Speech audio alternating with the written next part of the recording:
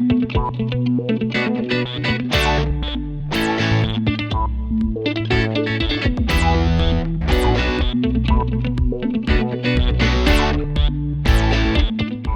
están? Bienvenidos a un nuevo capítulo. Y si bien el confinamiento producto del coronavirus ha impactado en diferentes ámbitos, hay quienes le ha afectado mucho más. ¿Cómo incide, por ejemplo, la cuarentena en personas con trastorno del espectro autista y cómo podemos ayudarlas? Para hablar de este tema nos acompaña en esta ocasión José Sasso, fonoaudiólogo y académico de la Escuela de Fonoaudiología de la Universidad de Talca. José, gracias por acompañarnos. Bienvenido. Gracias a ustedes por la invitación. ¿Cómo están? Muy bien, gracias. Ya, Partamos vale. definiendo. ¿A qué nos referimos cuando hablamos de trastorno del espectro autista? Mira, en primer lugar vamos a hablar de una condición que es diagnosticada la mayor parte del tiempo en la etapa inicial del desarrollo y se caracteriza principalmente por dos aristas. Una son dificultades de comunicación e interacción social que los niños muestran en etapas tempranas y va acompañada de algunos patrones repetitivos y estereotipados de conducta o de intereses. ¿Ya? ¿Cómo se refleja esto? No solo niños que no hablen, sino que niños que tienen dificultad para comunicarse, o sea, para transmitir sus necesidades, ya sea de comentar algo, de solicitar más de algo, y también que puede ir acompañado por un juego estereotipado, por algunos movimientos de manos, de extremidades que son atípicos y que son probablemente las conductas más características de esta condición. ¿Cuáles son los síntomas principales o más característicos? Mira, dentro de las principales características o síntomas de esta condición se muestran como en algunos niños, en algunas personas, como un bajo interés social o bajo interés en otros, sino que en etapas iniciales las conductas se muestran mayormente dirigidas hacia los objetos o hacia intereses específicos. También se puede mostrar como un escaso uso de la mirada, ¿ya? Y de la mirada con otros. No es solo que los niños o niñas no te miren o no fijen la mirada en ti, sino que un bajo uso de la mirada. Por ejemplo, para pedir más de algo, para comunicar que no le gusta algo. También una capacidad un poco más limitada en estas etapas iniciales para compartir las emociones. Por ejemplo, si uno piensa en los bebés en etapas muy tempranas, si uno les tira los brazos cuando están en la cuna, ellos son capaces a veces de responderte con el gesto, y estos usos de gesto en algunos de los casos se ven más limitados. También hay un bajo desarrollo del lenguaje, claro, baja capacidad de balbuceo, de uso de gestos, de vocalizaciones. En algunos casos también se puede ver como una dificultad para imitar acciones. Y en cuanto al juego, que es la principal actividad de los niños, se ve como un desarrollo que es un poco más bajo con respecto al juego simbólico o al uso funcional de objetos, ¿ya? Y también va acompañado de algunos intereses que pueden ser un poco más restrictivos, o sea, intereses más fijos o limitados, y en algunos casos también un uso inusual de objetos. Por ejemplo, mover el lápiz de una forma estereotipada sin darle el uso de lo que realmente sirve. O también se ve clásicamente cómo los niños pueden alinear ciertos objetos en etapas tempranas y a los papás les llama la atención también. Son principalmente los síntomas que se pueden ver en las etapas más iniciales del desarrollo. Claro. ¿Y a qué edad aparecen estos síntomas? ¿A qué señales debemos estar alerta? Mira, principalmente como rango de edad, yo creo que poco a poco nos hemos ido acercando a que sea cada vez más temprano, ya que una de las dificultades a nivel internacional es que el diagnóstico era tardío. ¿Qué significa que el diagnóstico se hiciera tarde? Es que los apoyos al niño se le entregan tarde. No nos importa tanto ir por la vida colocando etiquetas a las personas, sino más bien entregar un diagnóstico descriptivo, o sea, decir cuáles son sus fortalezas y en qué áreas del desarrollo necesita un poco más de apoyo. Y es por eso que a nivel internacional, yo creo, y de la literatura un poco más especializada en el tema, podemos llegar a un consenso de que podría ser un diagnóstico, una detección de señales tempranas entre los 12 y 18 meses de edad. Ok, Sí. sí.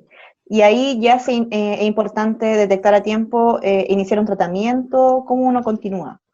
Mira, lo más importante cuando independiente, lo que yo siempre trato de transmitir a las familias con las cuales trabajo, a los estudiantes con las cuales me toca enseñar y guiar su proceso de aprendizaje, es que la detección de las señales de alerta va acompañada con un programa de intervención. Eso es lo que más nos interesa hoy día. Yo creo que a toda la comunidad científica, a la comunidad profesional que trabaja día a día con estas personas y sus familias, lo que nos interesa no es, como le decía anteriormente, ir colocando etiquetas, sino decir, el niño necesita apoyo en el área de comunicación o necesita el apoyo a nivel sensorial, se lo entrega el profesional pertinente, ya sea un fonoaudiólogo, un terapeuta ocupacional, un psicólogo en etapas más posteriores con relación a las habilidades sociales o al contacto con otros, en el ámbito más escolar. Pero lo más importante es decir cuáles son las señales de alerta, y si el niño no tiene ese desarrollo, entregarle el apoyo para que logre. No sabemos si va a lograr, pero entregarle la herramienta para que vaya desarrollándose y así facilitar su proceso de desarrollo en la infancia. ¿Y de qué va a depender eso, de su desarrollo? Mira, ahí tenemos, digamos, un poco de disonancia en la literatura, y también de la experiencia clínica. Yo trabajo con muchos niños y niñas que tienen dificultad para comunicarse. A mí como fonoaudiólogo eso es lo que me interesa y eso es lo que yo trabajo. Eh, Sin embargo, depende, yo creo, en primer lugar, del apoyo de la familia, que la familia esté consciente de la condición, de las dificultades, de las habilidades, y nosotros como profesionales de apoyo somos, yo creo que es muy importante en el apoyo que le vamos a entregar a las familias. La familia, cuando un médico especialista, principalmente en la realidad nacional, entrega un diagnóstico o una sospecha, sabes que tu hijo o tu hija tiene una sospecha de autismo, para la familia es un tema súper complejo, y ahí es cuando estamos todos los profesionales de apoyo para ir entregando estrategias del trabajo del día a día, del trabajo en las rutinas, cuando se está duchando, a la hora de la alimentación. También las terapias tienen mucha evidencia de que funcionan, digamos, y que puede mejorar el pronóstico de los niños en esta condición, pero también depende mucho, Daniela, de los factores personales de cada niño, de nosotros como terapeutas conocerlos muy bien, saber a qué niño, a qué persona tenemos al frente, y luego de eso ir viendo cómo se va desarrollando. Eh, pero es muy importante entregarle los apoyos, y va a depender de eso, de cuán temprano se entregan los apoyos, o sea, a qué edad un niño comienza su intervención, y también yo creo que va a ser absolutamente importante de cómo las familias se comprometen en este proceso. Ya hay muchos desafíos para la salud pública, a la educación, de cómo podemos ir incluyendo, cómo a estos niños nosotros como entorno le damos mayores habilidades, pero principalmente en estas etapas más tempranas del desarrollo es cuando mejor pronóstico podemos encontrar. Importante entonces la red de apoyo que tengan su familia, en este caso los Sí, cuidadores. sí, sí. Sí, ¿qué porcentaje se estima que de personas que en el Maule o a nivel nacional que tienen esta condición? Mira, a nivel nacional existe pocos datos. Yo sé de un estudio que se estaba realizando en la región metropolitana en el año 2018. Todavía no he tenido acceso a esa publicación, ¿ya?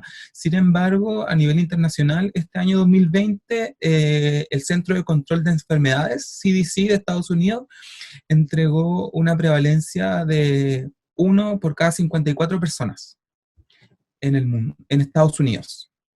Este estudio lo hacen como una prevalencia combinada, o sea, cortan a los 8 años, digamos, analizan toda la información, y a los 8 años encontraron que 18 de cada 1000 niños y niñas a esa edad tenían autismo o algún diagnóstico de los trastornos del espectro. Entonces eso lo extrapolan y se puede decir que 1 de cada 54 personas tienen esta condición, ¿ya? Estos son datos internacionales, a nivel nacional hay poco. Sin embargo, lo que sí hay un acuerdo mundial es que la prevalencia ha aumentado, y eso es importante destacarlo, que cada vez hay más casos, que uno lo ve en la clínica, van llegando muchos más pacientes, niños a menores edades, que también es una alegría, digamos, que podamos empezar a ayudar a los niños más tempranamente.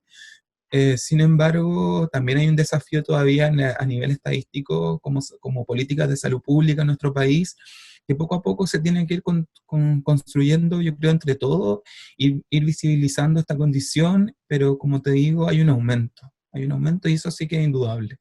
Bajo este contexto en el que nos encontramos de cuarentena, ¿cómo los afecta a ellos? Mira, yo te voy a contar un poco la experiencia que he conversado con mis colegas de diferentes centros a nivel nacional que trabajan con niños y haciendo intervención temprana o atención temprana, que es como se llama esta área, en la cual uno entrega apoyo a los niños a los 2, a los 3, a los 4, a los 5, 6 años.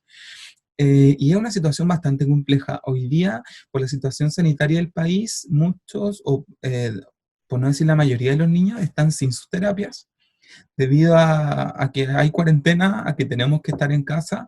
Yo mismo no estoy haciendo consulta, por lo tanto, ahí, digamos, hay un pequeño problema que es importante visibilizar con respecto a cómo la terapia se puede llevar ahora a la casa y cómo los papás, a pesar de estar con teletrabajo, de estar sin a lo mejor alguna persona que los ayude en el cuidado de sus niños, y tampoco queremos detener el desarrollo. Entonces, ahí hay un tema bastante interesante, pero como te digo, al conversarlo con los colegas, lo que uno ha hecho principalmente es enviar pauta a las familias, a tener conversaciones constantes, porque nosotros al final, muchas veces, o sea, mi forma de trabajar y en los equipos en los cuales integro, la idea es trabajar un poco 24/7 con las familias, estar dispuesto a recibir llamadas, a recibir preguntas, a recibir a lo mejor teleconferencias para poder estar un poco apoyando el desarrollo. Pero en esta cuarentena, como te digo, esa es una situación. Los niños están sin colegio, no están yendo al jardín, entonces hay un cambio en la rutina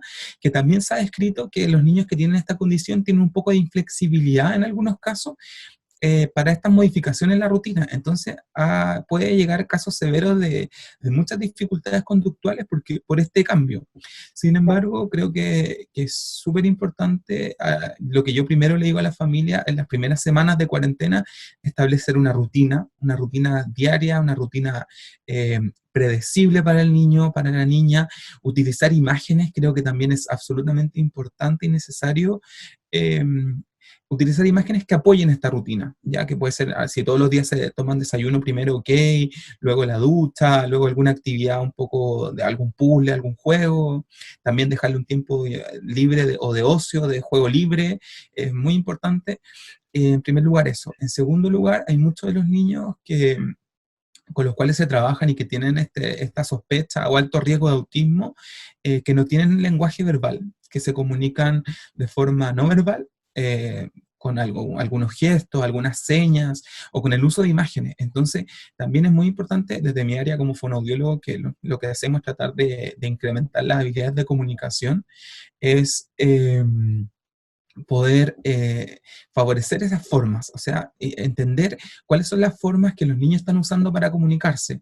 En la etapa inicial, muchos de los niños te toman de la mano y te llevan, eso se llama instrumentalización, a lo mejor quizás te llevan al refrigerador a buscar algo que quieren comer, entonces ahí los papás pueden ir incorporando algunas imágenes para que vayan seleccionando y poco a poco ir facilitando la comunicación, que es lo que a mí me interesa. Y también ir haciendo algunos de los juegos, de las actividades con objetos funcionales, por ejemplo, con cepillo de dientes, con peinetas, con vasos, con cubiertos. Hay muchas actividades, pero lo que quiero recalcar, Daniela, que va a depender de cada niño. Acá no tenemos una receta, son todos los niños diferentes, por algo la condición lo dice, un trastorno del espectro del autismo. Es un espectro porque varía en la presentación, varía en la severidad de los síntomas, varía en el nivel de comprensión, en el nivel varía si es que tiene alguna comorbilidad o no. Hay muchos niños que pueden tener discapacidad visual, discapacidad auditiva, discapacidad intelectual, que está, digamos, acompañando a este diagnóstico de autismo. Por lo tanto, cada caso es único y cada programa de intervención es diseñado exclusivamente para el niño. Lo que nosotros como terapeutas hacemos es buscar lo que tiene más evidencia, capacitarnos cada vez más y así poder crear un programa en equipo consensuado con la familia, en el cual se decía cuáles van a ser los apoyos que le vamos a entregar al niño o niña, pero depende mucho de cada caso. Sin embargo, ahí te puedo decir como tips generales de encontrar cuáles son las habilidades de comunicación de cada niño y utilizarlas y también seguir una rutina establecida y dentro de esa rutina poder incorporar algunos juegos o algunas actividades que uno pueda ahí mismo ir replicando de lo que hace en la consulta o de lo que hacían en el colegio. También va a ser re importante el cómo se lleva a cabo eso, pero es importante y también entender que cada caso es absolutamente diferente a otro. ¿Y cómo ha sido la recepción de estas intervenciones en casa, de parte de las familias, por ejemplo? Varía también de cada caso, varía si el niño a lo mejor quizás tiene dos, tres hermanos, quizás los papás trabajaban mucho y ahora están con teletrabajo y quizás en la rutina previa tenían a alguien que le ayudaba al cuidado de los niños, que hoy día no está yendo a la casa, eh, o también algunas personas que se atienden en la salud pública, pienso en eso, y que no tienen tanta apoyo directo de los profesionales, que podemos tener otra situación. Hay una brecha importante en los apoyos que se entregan en salud pública y en salud privada. Hay una diferencia también abismal que los mismos profesionales vemos. Es importante estar súper capacitado para poder trabajar con estos niños y también tener experiencia, y la experiencia se gana en la cancha, en el uno a uno, haciendo actividades con los niños, conociéndolos, sabiendo cuáles son sus intereses. Eh, pero la recepción es amplia, en general es buena.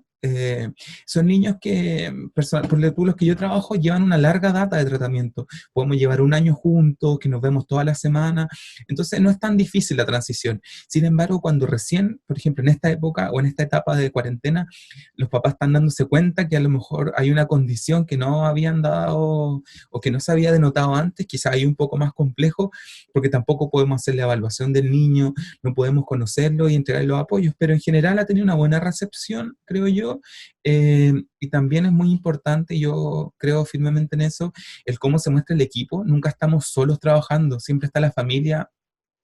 Si está, no necesariamente los papás, puede estar la abuela al cuidado, la abuela va a ser muy importante entonces, o una cuidadora externa también, en el colegio, la profesora, la terapeuta ocupacional, todas las personas que estén rodeando el contexto inmediato del niño, para mí son demasiado importantes con respecto a lo que le vamos a entregar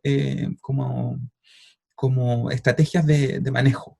Y al final va acá una pauta distinta a cada niño, y yo creo que en general los papás han podido implementarla dentro de lo que se puede, dentro de lo que el tiempo también entrega y permite.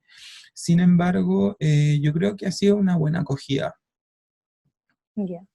Entonces, bajo este contexto, el rol de los padres, de los cuidadores, es fundamental para que ellos puedan Sí. seguir con su tratamiento.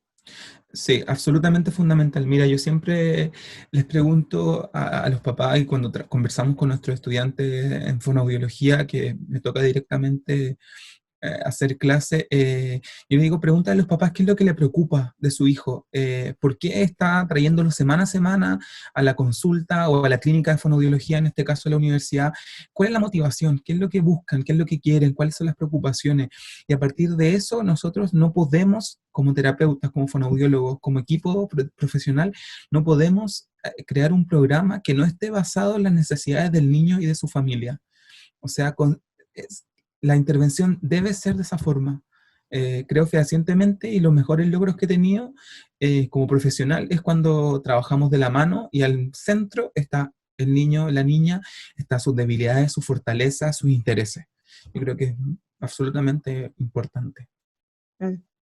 ¿Cuáles son las mayores fortalezas que tienen las personas con esta condición? Mira, me gusta que te refieras como persona, porque a veces se olvida o se dice, uno lee por ahí el diario o algunos noticiarios y dice los autistas o las autistas, y nos olvidamos de que son personas. Y yo creo que como todas las personas tenemos cosas maravillosas, nos gustan ciertas cosas, somos buenos y hábiles para algunas cosas, y también tenemos dificultades o preferencias por algunas que definitivamente no nos gustan. Y el llamado siempre de la comunidad internacional, y personalmente una bandera que yo llevo, es a mirarlos como personas, entender que son personas que a lo mejor les cuesta un poco más comunicarse, que les gustan ciertas cosas que quizás al común de los niños o de todos los niños no les gustan, o el interés puede ser un poco más restringido, pero creo que entender que cada persona es distinta y conocerlo, y cuando me llegan los casos nuevos a la clínica, cuando tenemos que trabajar en equipos con los estudiantes, abrirnos las puertas y conocer, entrevistarnos con los papás, cuéntame qué le gusta a tu niño, qué le gusta comer, qué le gusta ver en la tele, si es que le gusta ver monitos, cuéntame si le gusta algún juguete, tráelo, y decir probando. O sea, cuando llegan niños a la consulta de 1 año y medio, 2 años, son niños, no nos podemos olvidar de eso. Me refiero a niños como niños y niñas. Entonces yo creo que estar muy tranquilo, confiar en que si uno le entrega las herramientas, los niños van a lograr desarrollar habilidades, y trabajar. Yo creo que es muy importante trabajar y ese trabajo siempre, absolutamente claro estoy de eso, es que tiene que ser basado en los intereses de cada niño. Eso es muy importante. ¿Qué habilidades presentan? Mira, dentro de las habilidades se han descrito amplias habilidades que son muy amplias también. ¿En qué sentido? En que son personas y estas personas pueden tener habilidades principalmente visuales. Por eso en el consejo que anteriormente entregué, seguir una rutina, pero esa rutina la podemos acompañar de imágenes, o si el niño o adolescente lee y puede escribir su rutina también y seguirla de esa forma, pero utilizar apoyos visuales.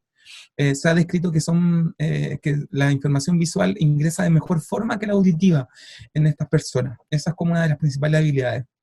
Lo otro, que al poder ver cuáles son los intereses de este niño, nosotros podemos empezar a establecer los programas de intervención en base a esos intereses. Y se ha descrito que cada niño tiene un interés específico, ya sea en alguna caricatura, en algún juguete especial, y en base a eso, y como ese interés es tan fuerte y es tan, digamos, restrictivo en algunos casos, podemos empezar nosotros y tomarlo como una fortaleza, de que le guste mucho algo y ese, en base a ese objeto, a esa actividad favorita, nosotros podemos ir trabajando el cómo me lo pide, cuáles son las habilidades de comunicación que puede demostrar cuando se lo quito, y así podemos ir trabajando, pero fortalezas muchas, puedo destacar esas dos.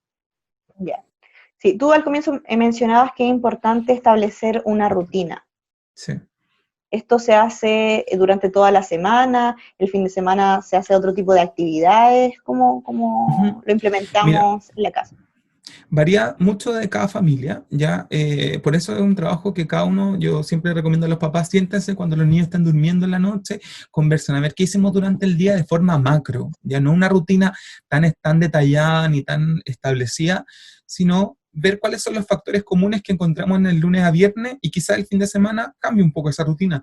Quizás nos levantamos más tarde, o en vez de ver tele después del desayuno, podemos ir a dar una vuelta por el jardín, o dar una vuelta por la cuadra. Entonces podemos ir cambiando, pero sí, yo creo que es muy importante ser consistentes en la rutina que establecemos. Si es de lunes a viernes, ok, el lunes siempre, y creo que siempre seguir la misma rutina. Y creo que otro consejo importante es a cada día darle una distinción. Por ejemplo, si hoy día lunes vamos a trabajar quizás, no sé, frente al espejo, el día martes vamos a ir a dar una vuelta en bicicleta y el día miércoles vamos a trabajar con las letras o con un puzzle. Yo creo que es importante que cada día tenga una distinción y esa distinción apoyarla con imágenes. Se ha descrito como pensadores visuales, entre comillas, a las personas con trastorno del espectro. Por lo tanto, tenemos que entrar por ese canal también. Pero yo creo que es muy importante fijarnos cuál es la rutina, seguirla, ser consistente en ese manejo. Y podemos tener de lunes a viernes una rutina y sábado y domingo quizás ser un poco más flexible, pero yo creo que de forma transversal tener una rutina. Creo que es muy importante. ¿Salir, el encierro lo afecta mayormente? Yo creo que como a todo el encierro nos tiene un poco complicado, sin embargo hay niños que, claro, si como estilo de crianza familiar decidían hacer mucha actividad al aire libre, probablemente se extraña la actividad al aire libre por este cambio de rutina, y también ahí un poco es muy importante reemplazar esa actividad al aire libre. Si los papás los criaban más dentro de la casa, quizás en un espacio, en una pieza donde están sus juguetes y no hay mayores complicaciones, tampoco es necesario la salida. Sin embargo, a nivel nacional, si uno revisa redes sociales y revisa lo que está pasando también a nivel mundial, eh, hay un salvoconducto, por ejemplo, en nuestra comisaría virtual nacional que dice para personas con autismo, ¿Mm? ya que pueden dar un paseo durante 2 horas, si no me equivoco, con ese salvoconducto en las comunas donde hay cuarentena total. Sin embargo, yo creo que si el niño prefiere algunas actividades al aire libre, es importante incorporar esa actividad al aire libre durante la rutina. Puede ser media hora, puede ser una hora, una vuelta, y obviamente con todos los resguardos, no tocar las superficies metálicas, evitar el contacto con otros, solamente salir con su cuidador y relacionarse con esa persona. Por lo tanto, si el niño lo necesita, obviamente hay que incluirlo dentro de la rutina, con todos los resguardos que la Organización Mundial de la Salud entrega para este distanciamiento social y también las medidas que hay en nuestro país y que el gobierno ha, ha otorgado. Sí, tú mencionabas también en parte de estas rutinas hay elementos que tenemos en nuestra casa que los podemos utilizar para Sí, fomentar sus habilidades, sí. el desarrollo del lenguaje. ¿Qué otras estrategias podemos ocupar? Mira, es muy importante saber, y voy a ser quizá un poco redundante, conocer cuáles son los intereses del niño o de la niña. ¿Mm? Yo le recomiendo a los papás cuando estoy trabajando en etapas iniciales de la terapia con niños pequeños, hacer una cajita de zapatos cualquiera, colocar una peineta, un cepillo de dientes, quizás unos lentes, objetos, una cuchara, una taza, y empezar a que los niños imiten las acciones que se hacen con esos objetos. Por ejemplo, meter la cucharita dentro de la taza, revolver, podemos colocar un peluche y darle de comer a ese peluche, o si el niño todavía no imita tantas acciones, podemos solamente hacerlo en nosotros mismos, usar la peineta y prestarle la peineta al niño. Si el niño tiene mayores habilidades de desarrollo y también muestra mayor comprensión, podemos trabajar órdenes, no sé, José, dame los calcetines, José, guarda el chaleco, con las cosas que tenemos dentro del hogar, ¿ya? Si el niño tiene algún alimento favorito, lo podemos colocar en algún tarro transparente y dejarlo a su alcance para que él vaya y nos entregue el objeto, y, digamos, y nos pida más de su comida favorita, y nosotros podemos ir trabajando todo lo que tiene que ver comunicación a partir de sus intereses, también jugar, por ejemplo, con pelotas, dependiendo del nivel de comprensión del niño, toma, sentarnos en el suelo y yo tenerla, luego pasársela al niño, y así de ida y vuelta, ¿ya?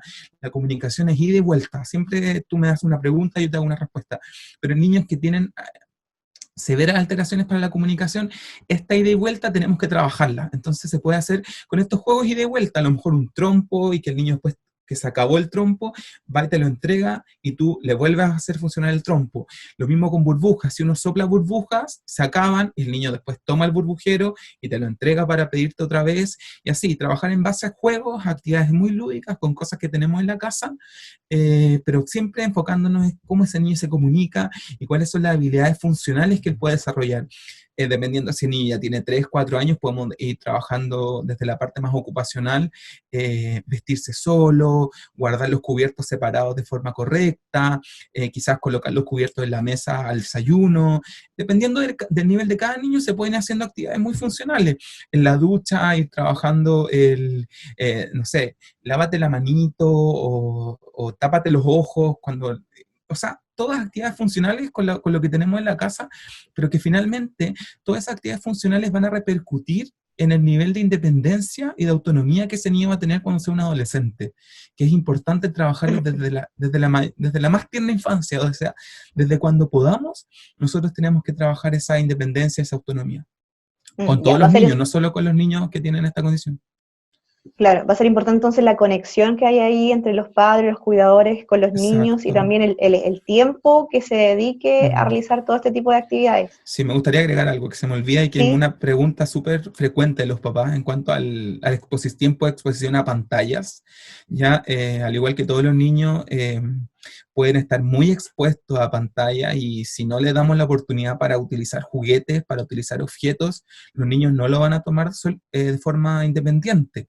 Por lo tanto, todos en algún momento, digamos, accedemos a facilitar la pantalla. O sea, ya sabes que durante este momento del día puedes tener acceso a pantalla, pero también agregarlo de la rutina. Ya, en este momento del día, quizás eh, cuando todos están en un X momento de la rutina, puede el niño ver su video favorito o puede ver algún canal favorito durante un tiempo limitado. Y después vamos a otra actividad, que puede ser un juego autónomo, con un tren, con un avión, con lo que al niño le guste, y después podemos jugar nosotros con ellos, ¿ya? Pero el uso y el tiempo de exposición a pantalla es algo que tenemos que tener mucho cuidado, porque tenemos niños que tienen alto riesgo de autismo o que tienen esta condición y que tienen dificultades para comunicarse de forma conductual. Entonces, si lo ponemos frente a una pantalla, no les damos ninguna oportunidad de comunicación. y el niño tampoco la va a buscar. Entonces, en este caso, cobra una triple relevancia el cuánto tiempo lo exponemos a las pantallas y cuánto nivel de actividad le damos nosotros en el día a día. Gracias por los consejos, Sí. José. Ha sido una conversación súper interesante. Te queremos agradecer que nos haya acompañado en este capítulo del programa. Muchas gracias a ustedes por la invitación y yo contento, es un tema que a mí me gusta mucho, que me apasiona, que lo trabajo y lo veo en el día a día y feliz siempre de compartir lo que uno sabe, no solo teórico, sino que también en la práctica, en el día a día, y en el trabajo con las familias y con sus cuidadores. Ok. Nosotros nos separamos solo un momento y ya volvemos con más Hablemos de Salud.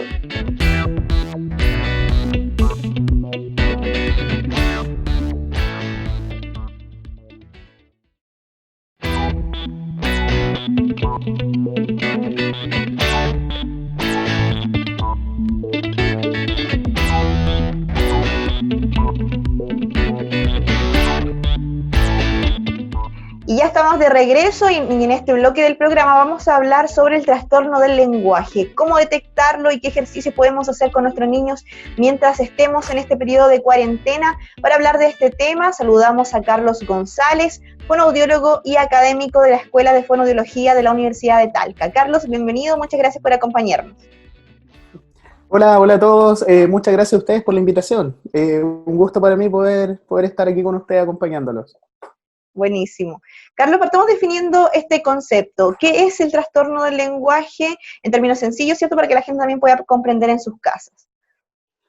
Bueno, en términos sencillos, el trastorno del lenguaje viene siendo una desviación del desarrollo típico del lenguaje. Ya viene siendo como este pequeño retraso de los hitos del desarrollo comunicativo que se va extendiendo a medida que avanza el desarrollo del niño. Perfecto. ¿Y esto se puede presentar a qué edad? ¿Desde temprana edad? ¿O cuando ya tienen 3, 4 años? ¿Cuándo? Bueno, cuando hablamos de trastorno del lenguaje, nosotros nos vamos a referir a los trastornos del lenguaje que son primarios. Ya en este caso, el trastorno del desarrollo del lenguaje, o puede ser llamado también trastorno específico del lenguaje. En general, bueno, el desarrollo del lenguaje ocurre desde que el niño nace, ¿ya?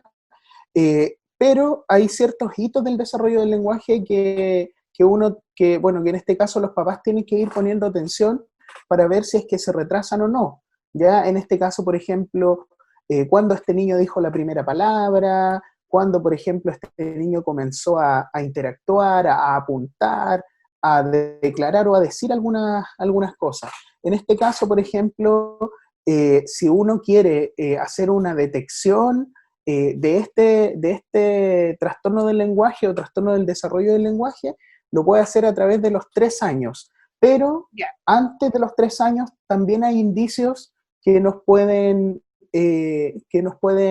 decir si un niño no tiene un retraso del lenguaje, ¿ya? Pero es a partir de los 3 años donde se hace el diagnóstico. Perfecto. ¿Y cuáles serían esas señales previas a cuando el niño, por ejemplo, tiene menos de 3 años? Bueno, cuando tiene menos de 3 años, el niño, por ejemplo, el retraso, por ejemplo, en la primera palabra, ¿ya? Dentro del desarrollo típico del lenguaje se espera que la primera palabra el niño o la niña la diga alrededor de los 12 meses. Por ejemplo, si mi hijo tiene 18 meses, 20 meses y aún no dice la primera palabra, ya vemos que hay un desfase cronológico ahí, de alrededor de 6 meses, ¿ya? Nosotros tenemos que ir detectando estos hitos del desarrollo comunicativo y idealmente ir viendo que ocurran en este tiempo. Por ejemplo, uno puede ser ese. Otro, por ejemplo, puede ser de que el niño no declare, no apunte. Si es que nos vamos, por ejemplo, más atrás en el desarrollo, el contacto ocular es muy importante en los niños, ya que los niños puedan tener contacto ocular con sus padres, que puedan triangular la mirada, por ejemplo, entre el papá con un objeto, entre la mamá y un objeto. Todos esos hitos del desarrollo son muy importantes, ¿ya?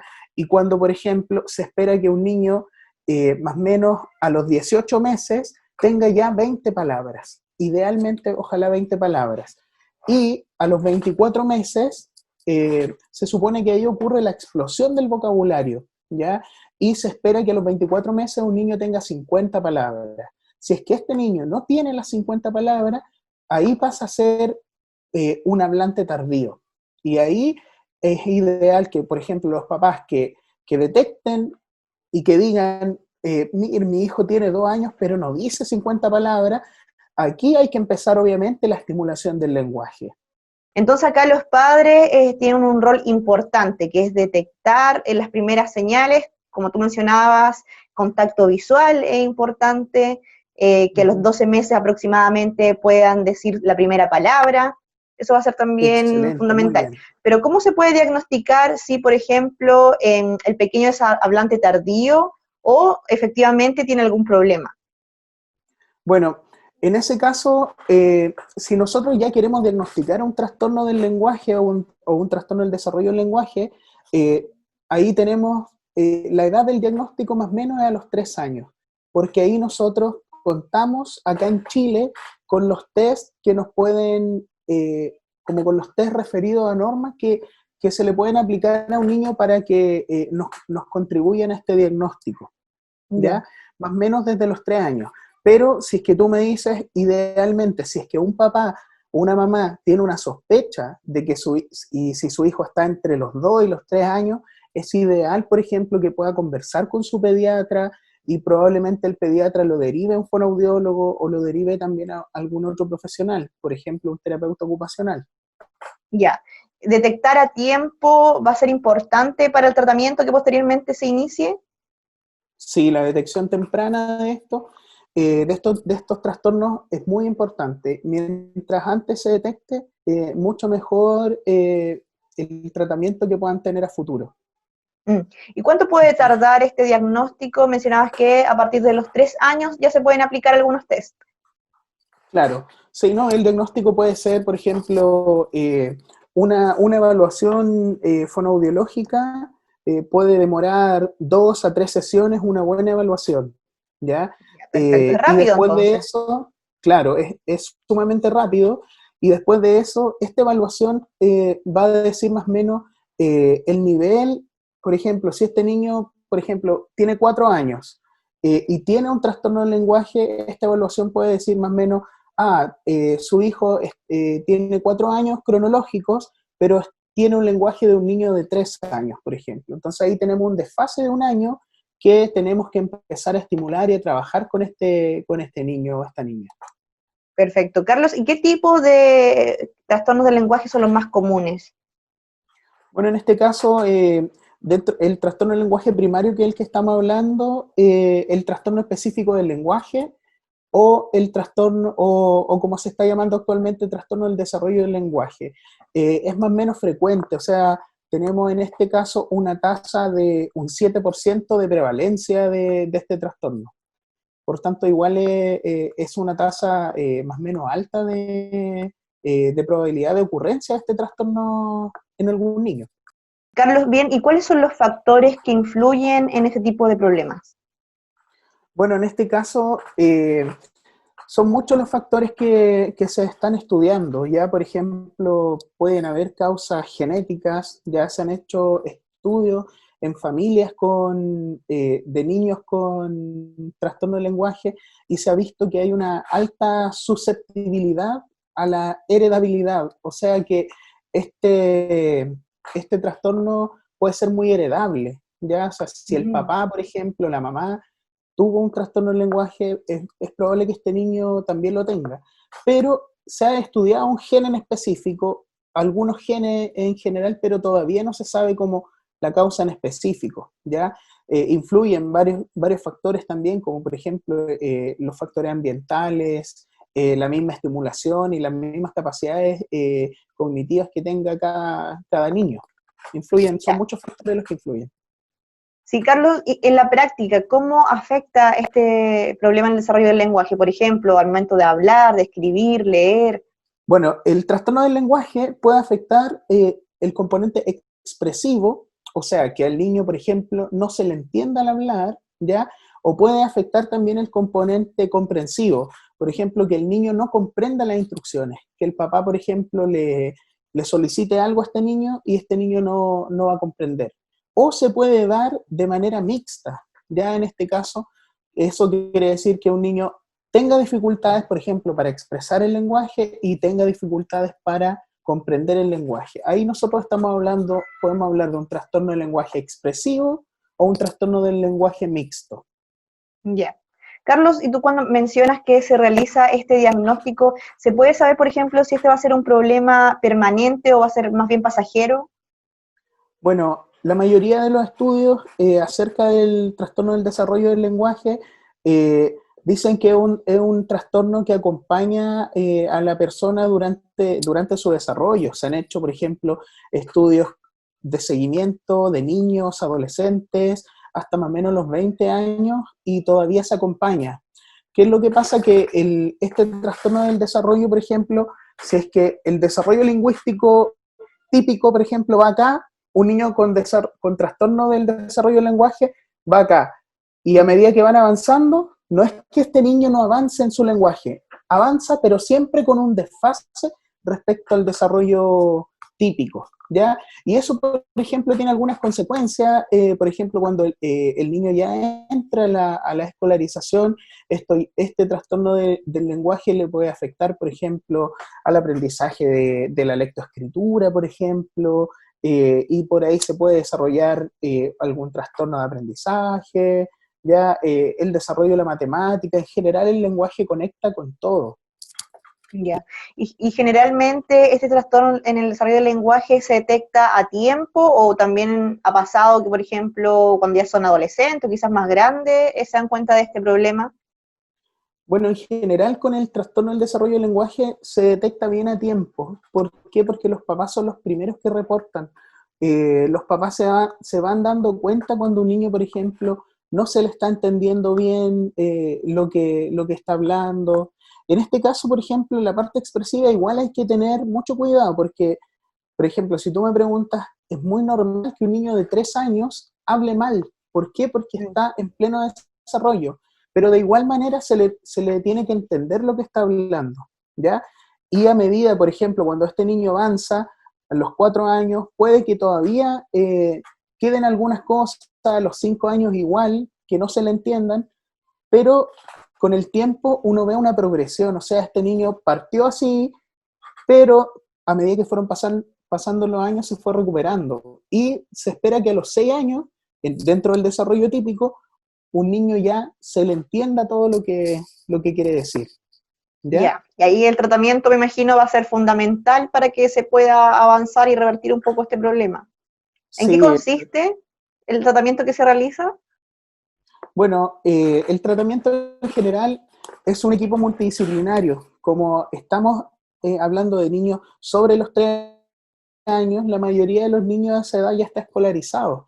Entonces, por ejemplo, se trabaja, bueno, el pediatra o el médico, por ejemplo, que reportó, el fonoaudiólogo que trabaja, o la fonoaudióloga que trabaja con este niño, las educadoras, por ejemplo, las educadoras diferenciales van a cumplir un rol importante también, las técnicos en educación parvularia de igual manera, ¿ya? Y si es que, por ejemplo, el niño tiene otro tipo de problemas, por ejemplo, puede incluso intervenir una terapeuta ocupacional, ¿ya? Pero en general hablamos de un equipo compuesto por educadora diferencial, ¿ya? Técnico en educación diferencial y fonoaudiólogo para el trabajo con estos chicos. Tú mencionabas que van a tener algún problema después cuando vayan al colegio en el aprendizaje. ¿Eso les afecta a todos por igual o hay niños que quizás desarrollan mayores problemas que otros? Claro, ¿no? En este sentido, bueno, hay niños que tienen trastornos del lenguaje, por ejemplo, que son leves, ¿ya? O moderados, y hay niños que tienen trastornos del lenguaje un poco más severos, ¿ya? En general, los niños que tienen trastornos del lenguaje severos continúan con este trastorno del lenguaje durante mayor tiempo, y por eso estos niños con trastorno del lenguaje severo tienen dificultades para la adquisición de la lectoescritura, para la adquisición, por ejemplo, del cálculo matemático en general, pero son los casos que es más severo. Carlos, ¿y cómo afecta este trastorno en la calidad de vida de las personas finalmente? Bueno, por ejemplo, en niños pequeños afecta mucho, por ejemplo, la socialización, ¿ya? Eh, puede, por ejemplo, puede que haya niños que puedan ser víctimas de bullying por no comprender, por ejemplo, las bromas de sus compañeros, o no saber expresarse, por ejemplo, frente a una disertación, frente a una exposición que tengan que hacer ellos, ¿ya?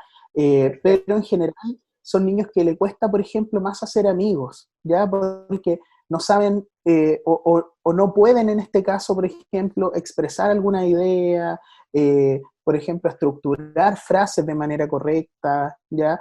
Por tanto, la socialización, el compartir con otros niños como con sus pares, les va a costar mucho más. Por tanto, es un trastorno que tiene un alto impacto en la calidad de vida de las personas, porque desde pequeño es donde más la persona puede tener, por ejemplo, mayor socialización y apertura también hacia los demás.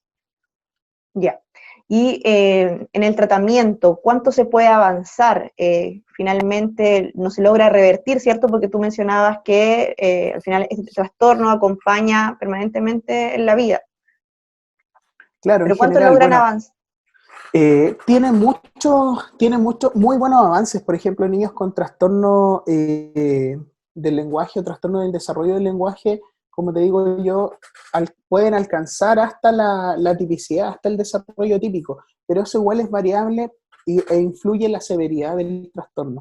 En este caso, en general, los trastornos del desarrollo del lenguaje leve avanzan mucho más rápido en su tratamiento que un trastorno del lenguaje más severo, ¿ya? Ya.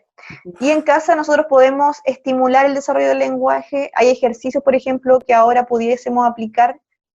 Bueno, se puede, en la casa es el lugar ideal para poder estimular el lenguaje, ya se pueden hacer muchas cosas, muchos ejercicios en general, pero yo le recomendaría en primer lugar a los papás, ya que le hablen a sus hijos de manera calmada, ya que idealmente se ubiquen cara a cara, frente a frente cuando les hablen. De esa manera el niño, por ejemplo, va a tener la posibilidad de observar la boca, va a tener la posibilidad de observar cómo nosotros articulamos las palabras, mirar cómo el papá está diciendo tal palabra, ya esa retroalimentación que tiene el niño a través de los ojos y a través del oído es muy importante y le permite a él hacer los intentos de una palabra, que a lo mejor en un principio no le va a resultar, pero a futuro, mientras más la practique, lo va a hacer muy bien.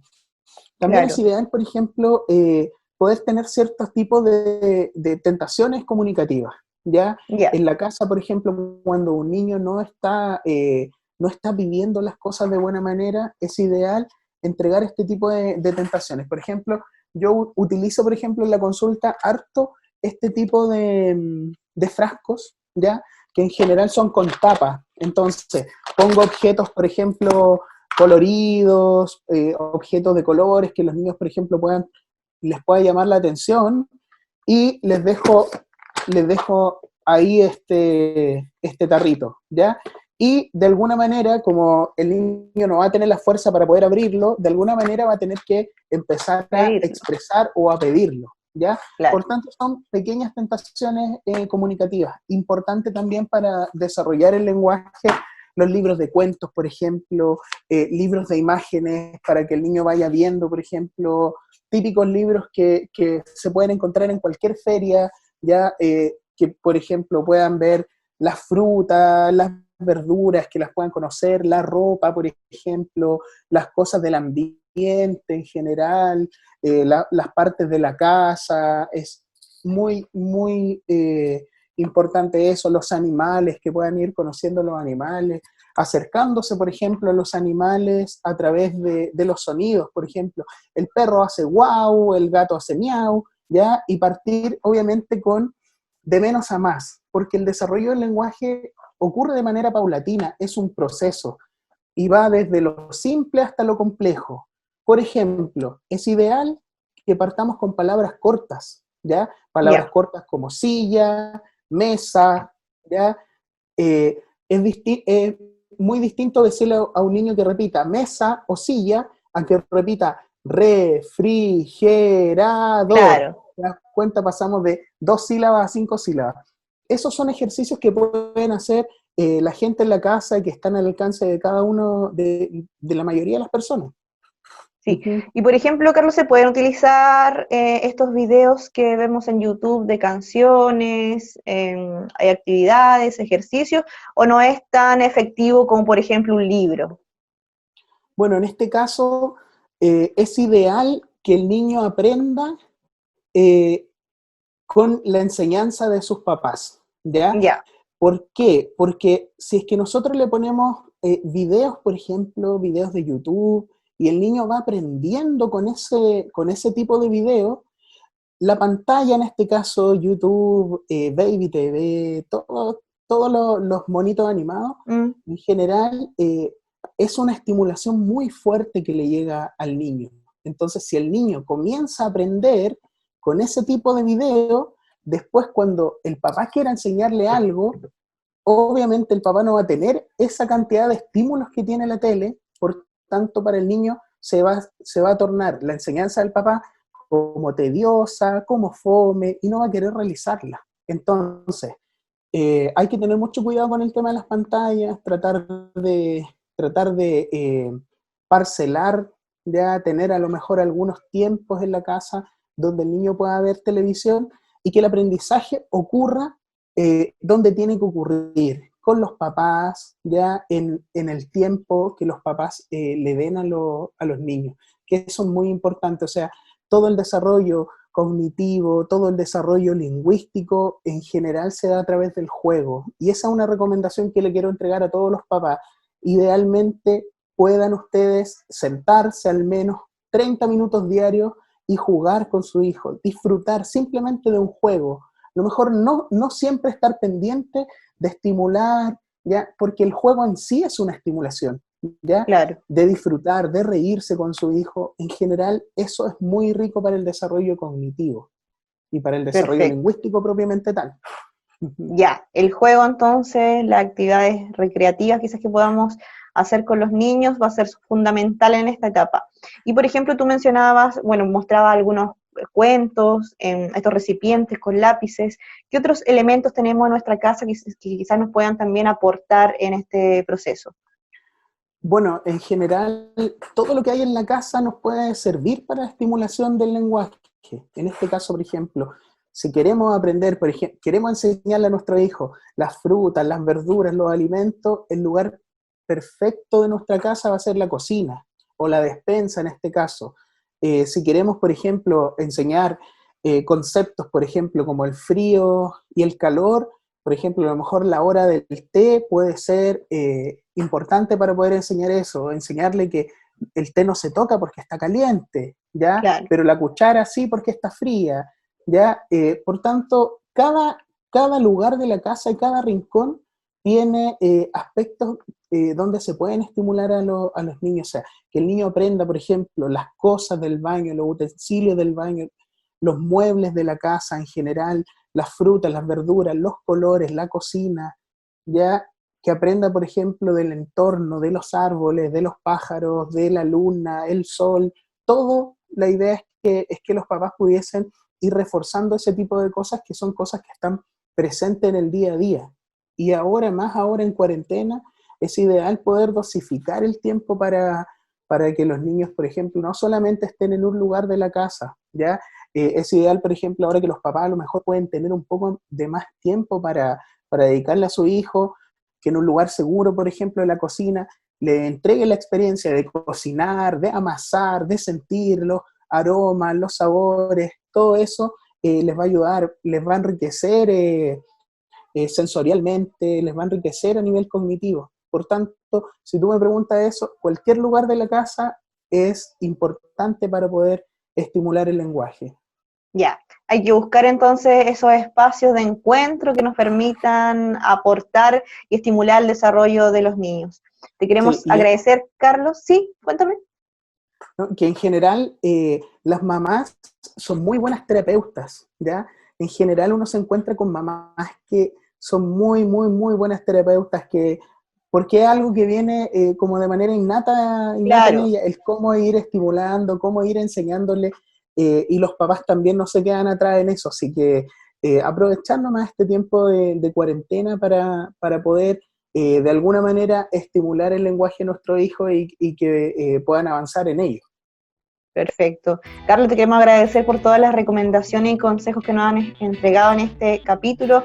Muchas gracias por acompañarnos.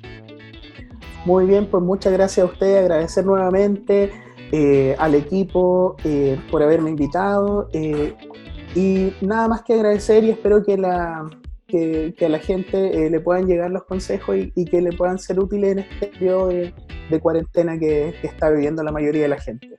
Sí, así es. Nos quedamos entonces con esas recomendaciones. Muchas gracias por acompañarnos y siga junto a la programación de Campus TV.